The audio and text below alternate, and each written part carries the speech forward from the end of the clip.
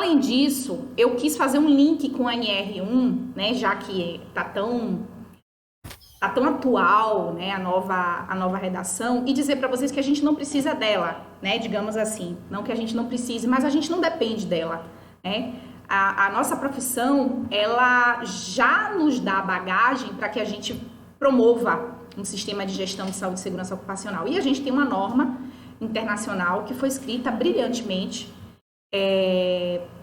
para ser integrada com o sistema de gestão da qualidade e o sistema de gestão ambiental. Então, a redação da NR1, eu vou mostrar para vocês que ela, inclusive, ela tem algumas falhas, né, na minha opinião, tá? Eu não estou aqui para dizer que isso é da literatura, não. Tem coisas que eu vou estar opinando sobre o que eu penso sobre a nova redação da NR1 e dizer para vocês que a gente tem aqui a norma 45.001, que ela é ótima e que a gente pode seguir e que a gente está super coberto quando se fala em requisitos legais. Tá. O objetivo é prevenir lesões, problemas de saúde relacionados ao trabalho, proporcionar locais seguros. Tranquilo, não tem muito o que falar sobre isso. Eliminar perigo, minimizar risco. A gente sabe muito bem que, enquanto medida, né, de controle dos riscos, a principal medida é a proteção coletiva, né? É a primeira na nossa hierarquia. Eu não vou nem ficar entrando nesse assunto aqui, porque eu entendo que todo mundo aqui é da segurança do trabalho e vocês, né, sabem muito bem disso e já utilizam. Tudo que eu vou dizer aqui, tudo, absolutamente tudo que eu vou dizer aqui, vocês já com certeza já fazem no trabalho de vocês, com o cliente de vocês. Eu não tenho dúvidas. Quando eu comecei a trabalhar com a norma, né, de fato, porque eu trabalhava com gestão da qualidade, eu achava que a norma ia me trazer coisas assim surpreendentes, como na realidade não tem nada de surpreendente nela. O que tem de interessante nela é a organização, é o norte que dá, é a sistematização, né? A coisa de você ter o que seguir, né? Bonitinho, requisito 4, requisito 5, e saber que você tem uma periodicidade, que você tem um ciclo para cumprir e que esse ciclo não tem fim, isso nos apoia muito. Ao invés de a gente ficar pegando atividades aleatórias, a gente ter um ciclo, né? Para seguir e também a gente ter os indicadores, né, que nos apoiam para que a gente entenda se o nosso trabalho está sendo feito e está tendo resultado ou se não está. Então, tudo que tem aqui na norma a gente já faz. A diferença é que às vezes a gente faz de maneira, não digo aleatória, porque aleatória é um nome forte, mas a gente faz de uma maneira não sistematizado, né? E a gente também não tem no que se apoiar, digamos assim. Quando a gente vai vender a nossa ideia, quando é uma ideia por ideia é uma coisa. Quando é uma ideia internacionalmente conhecida, né, que existe ali um documento, já é outra coisa, né? Principalmente para a alta direção. A alta direção, muitas vezes, quando a gente está falando de saúde e segurança do colaborador, a alta direção não vende saúde e segurança do colaborador, né? A segurança do trabalho, ela é um valor, mas muitas vezes aquela alta direção, ela não entende como isso. Ela entende que o que gera valor para ela é a produção do produto e do serviço. E a segurança do trabalho é mais a questão dos requisitos legais que tem que cumprir e só.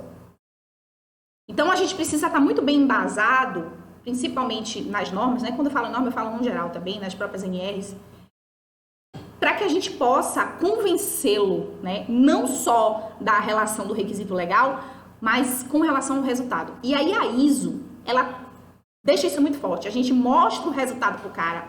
Não é só porque você não vende segurança do trabalho, mas é a segurança do trabalho lhe dando uma proporção muito maior para o negócio que você vende, né? Lhe dando uma visibilidade, lhe dando um conforto, lhe dando uma segurança, né? Elevando o patamar da sua empresa. Isso a ISO 45001 faz muito bem. Eu trouxe aqui um comparativo, né? Quando eu falo GRO, gerenciamento de risco ocupacional, é da própria NR1, tá lá, eu não tirei de lugar nenhum, tirei de lá mesmo. E eu fiz essa comparação quando eu dou aula para os meus alunos do Senai, que eu falo sobre essa coisa do gerenciamento de risco, eu gosto sempre de mostrar para eles o seguinte: independente do seu empregador, ele falar para você, eu quero certificar a empresa, ou eu não quero, ou eu não tenho dinheiro para isso, que normalmente as pessoas acham que isso é surreal de caro. Quando você, enquanto profissional, tem a capacidade, a competência de trabalhar com um sistema de gestão internacionalmente reconhecido, o seu trabalho fica muito mais organizado. Então, eu falo para os meus alunos o seguinte: mesmo que ele não tenha dinheiro, mesmo que ele não esteja no planejamento dele, já trabalhe em cima da norma, já faça o seu sistema de gestão bonitinho, implante um cronograma, vá perseguindo o plano de ação, que você vai ver que tem resultado. E graças a Deus, os alunos que estão entregados, eles falam: professora, que maravilha, eu fico muito mais tranquilo, eu não fico perdido na empresa, eu sei o que fazer, eu pego o cronograma, vou seguindo direitinho e tal. Vamos lá. O que é que o GRO, o que é que a NR1 ela traz? Ela traz assim, um sistema de gestão simplificado. Por que ela traz um sistema de gestão simplificado? Porque tem muitas coisas do sistema de gestão, principalmente quando ela fala de desempenho, que fica muito entre linhas, né? Não fica uma coisa clara, né? Você vai montar um sistema de gestão, mas cadê? Como é que você vai mensurar isso? Não, o texto não deixa isso claro. Quando a gente fala de sistema de gestão da ISO, é um sistema de gestão completo, onde você vai identificar os perigos, onde você vai avaliar os seus riscos, você vai traçar o seu objetivo, você vai fazer seu planejamento estratégico, você vai fazer a adequação dos seus processos, você vai mensurar os seus processos, você vai jogar lá os indicadores e você vai em busca dessa melhoria contínua, né? Principalmente porque a ISO 45001, ela tem uma política que você precisa perseguir. Dessa política você tem os objetivos, né? Que vão sair esses objetivos e aí você vai repartir isso em metas. Então fica muito mais redondo. O PDCA ele tem uma cara, uma estrutura muito bem orientada, que o texto da NR1 não tem. Aí vocês podem falar: Liz, mas é uma norma, né? É diferente de um sistema de gestão. Ok, mas por que eu sempre falo isso? Porque eu vejo o pessoal dando um peso muito grande à NR1, como se isso fosse uma coisa de outro mundo. E não é, né? É um texto legal, um texto bacana, um texto que vem para nos ajudar, claro, mas isso já existia, a gente já faz isso, né? A gente, inclusive, enquanto profissional, a gente não deixa a desejar enquanto gerenciamento de risco, né? Também traz assim, ó, descrição e caracterização de processos de atividades. Isso é claro, tudo da NR1 é descrever e caracterizar essas atividades. Quando a gente fala de ISO, não é simplesmente você descrever esse processo. É você entender o contexto da organização, que vocês já sabem o que é. O contexto da organização é você pensar no seu aspecto interno, né? Ou nas suas questões internas e nas suas questões externas, principalmente, porque assim, a gente sabe muito bem que uma organização, ela está o tempo todo ali vulnerável às mudanças. Se a gente não consegue prever essa vulnerabilidade, né, dessas mudanças, o nosso sistema interno, ele fica muito mais prejudicado, muito mais vulnerável a qualquer tipo de risco. Que a ISO 45001, ela coloca isso de uma maneira muito boa, porque ela vem lá do sistema de gestão, que a gente sabe que tem a avaliação dos riscos internos, que é esse que a gente vai tratar aqui na ISO 45001, e a avaliação dos nossos riscos do contexto externo, né? Aquilo que vai prejudicar o nosso objetivo enquanto negócio. O GRO, né, a NR1, não tem uma formalização de política, né? Em nenhum lugar lá no texto fala da política. A nossa ISO, ela trata da política, ela quer a política, a gente precisa percorrer essa política, a gente precisa tirar dessa política os nossos objetivos, que são mensurados, né, onde a gente vai avaliar enquanto indicador se a gente está conseguindo de fato alcançar ou não. O GRO fala também da consulta e informação aos colaboradores e subcontratados. Ok, né? Ela fala isso, a nossa ISO, ela vem com liderança e participação dos colaboradores. Tá até errado aqui, que depois eu vou corrigir, que agora que eu vi a letrinha.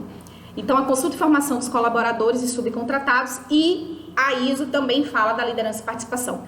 Nessa relação aqui de consulta e informação de colaboradores, a NR1 deu um show, né? Ela trata isso de uma maneira muito legal, muito bacana, sucinta, tranquila, então não tem o que falar dessa questão aqui. Ela fala também de procedimentos, a NR1. Já a ISO 45001, ela fala de procedimentos de instrução de trabalho e ela fala do teste, né? da praticidade desses procedimentos, né? A gente precisa colocar eles em prática, a gente precisa testar esses procedimentos. Então, não é simplesmente o fato de você ter o procedimento, mas é você testar o procedimento. Embora a NR1, ela fala muito sobre essa coisa de treinar o colaborador, né? Mas não é tão explícito quanto a ISO 45001 deixa em todo o seu texto. Nós temos também a identificação de perigo no GRO, nós temos a identificação do perigo na ISO, então também não tenho o que falar sobre isso. Nós temos a avaliação de risco no GRO, nós temos a avaliação de risco na ISO 45001, nós temos o desempenho através de ações. Veja bem, desempenho do GRO é através de ações e ainda assim não é tão explícito como deveria, né? O valor que deveria ser dado a essa coisa de desempenho você não encontra muito lá no texto, não. Já aqui na ISO 45001, você tem o desempenho através da melhoria contínua e isso é uma premissa extremamente importante. A gente não faz sistema de gestão sem mensurar, sem a gente saber o quanto que a gente tem hoje, quanto que a gente precisa chegar e qual é a estratégia que a gente vai utilizar para isso e acompanhar esse ciclo. Então, o texto do GRO é muito nas ações, né? Não tem uma questão macro dessa relação de mensurar as nossas atividades e os nossos processos e aquilo que a gente quer chegar.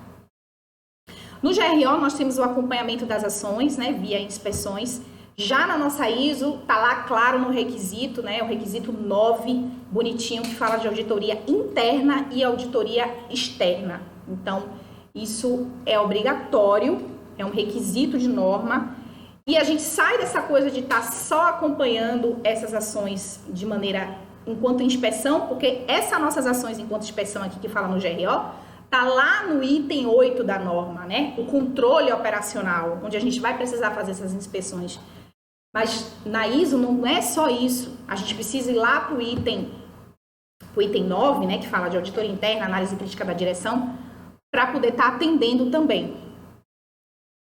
Nós temos no GRO a preparação para emergências, né? Inclusive emergências de grandes magnitudes, e nós temos também na ISO 45001 a preparação e respostas a emergências, que é obrigatório o teste. Que quando chegar lá no item, que é o item 8, o item 8.2, eu vou falar com vocês sobre tudo que a gente precisa fazer nessa preparação e respostas a emergências. E, inclusive, eu vou contar para vocês o que aconteceu comigo agora recente, né? Com esse item.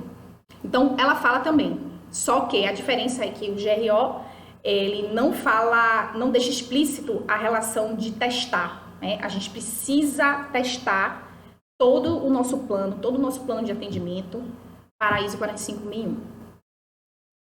Análise de acidentes e doenças relacionadas ao trabalho, fala no GRO, e já na nossa ISO 45001, ela trata como incidentes, não conformidades e ação corretiva. Então, não adianta a gente ter só a ação de correção, né? Que existe uma diferença entre a ação de correção, que é aquela que a gente vai tomar na hora que percebeu uma não conformidade, é a ação de correção, e existe a ação corretiva, que é aquela que as ações que a gente vai tomar depois que a gente avaliou as causas, né?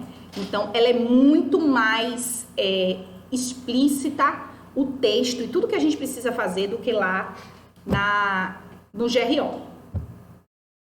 E também quando fala de análise crítica lá no nossa NR1, eu não vi no texto nada tão interessante assim que deixe claro que a gente precisa fazer uma análise crítica. Já aqui na nossa ISO, a análise crítica está forte, praticamente em todo o texto ele fala de análise crítica. Por que eu trouxe isso? A gente não precisa se desesperar que agora a NR1 prorrogou, não foi? Foi para janeiro, se eu não me engano, dia 2, dia 3.